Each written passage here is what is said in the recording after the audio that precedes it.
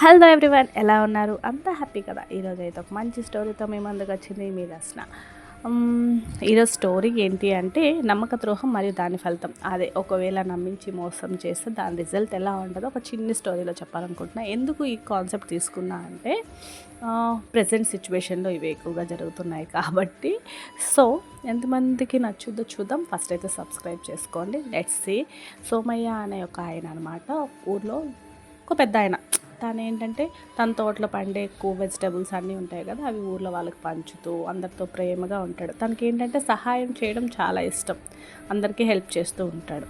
ఒకరోజు రాజు అనే అబ్బాయి సోమయ్య వాళ్ళ ఇంటికి వచ్చాడనమాట.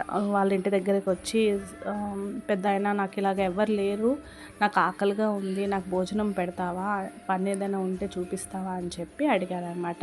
అది వినగానే సోమయ్య ఇంట్లోకి తీసుకెళ్ళి భోజనం పెట్టాడు.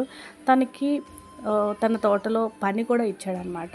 అంత మంచివాడు సోమయ్య. అంటే కొత్త మనుషుల్ని కూడా సహాయం చేయడంలో అస్సలు ఆలోచించాడు, అంత మంచివాడు అనమాట. సో రాజు కూడా ఏంటంటే సరే పనిదైతే దొరికింది కదా, సో పని చేసుకుంటున్నాడు, మంచిగా ఉంటున్నారు, ఇద్దరు కలిసి వంట చేసుకుంటున్నారు, తింటున్నారు, కష్టపడుతున్నాడు, ఇద్దరు హ్యాపీ. ఒకరోజు ఏమైందంటే సోమయ్య రాజుని పిలిచి ఒక బాక్స్ ఇస్తాడనమాట.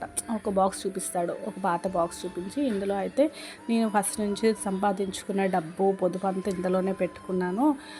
నాకు ఏంటి అంటే నా చివరి కోరిక ఏంటంటే ఊర్లో వాళ్ళందరి కోసం ఒక బావి తవ్వించాలనేది నా కోరిక అని చెప్పేసి చెప్తాడు. ఎందుకంటే నమ్మాడు కాబట్టి. చెప్పేసరికి రాజు మనసులో ఏమనిపించిందంటే కొంచెం దురాశ స్టార్ట్ అయ్యి సోమయ్య ఇంత నమ్మాడు కదా అని కూడా ఆలోచించకుండా ఎలాగైనా ఈ డబ్బును కొట్టేయాలి, ఈ డబ్బును కొట్టేసి ఇక్కడి నుంచి వెళ్ళిపోవాలి అని చెప్పి అనుకున్నాడనమాట. అప్పుడు ఒకరోజు సోమయ్య మంచి నిద్రలో ఉండేటప్పుడు చప్పుడు లేకుండా రాజు వెళ్ళి ఆ బాక్స్ని దొంగిలించేసి బ్యాక్ డోర్ నుంచి అయితే పారిపోయేసరికి మరి రాజు ఫారెస్ట్లో వెళ్తుండే కదా, సో చీకటి, తనకైతే ఏం కనిపించలేదు. సో యానిమల్స్ కోసం తీసే గుంట్లు ఉంటాయి కదా, అందులో అయితే పడిపోయాడు. కాళ్ళకి గట్టి దెబ్బ కూడా తగిలింది. నేను చెప్పాను చూడు స్టోరీలో, మనం యూనివర్స్ ఏమి చేస్తే యూనివర్స్ అదే తిరిగిస్తుంది అన్నట్టు రాజు తప్పు చేశాడు. సో తనకి పనిష్మెంట్ అయితే పడింది. కానీ తను ఆ గుంతలో నుంచి బయటపడలేకపోయాడు అనమాట. కానీ నెక్స్ట్ డే పాపం సోమయ్య నిద్ర లేచాడు, చూశాడు బాక్స్ లేదు, అలాగే రాజు కూడా లేడు.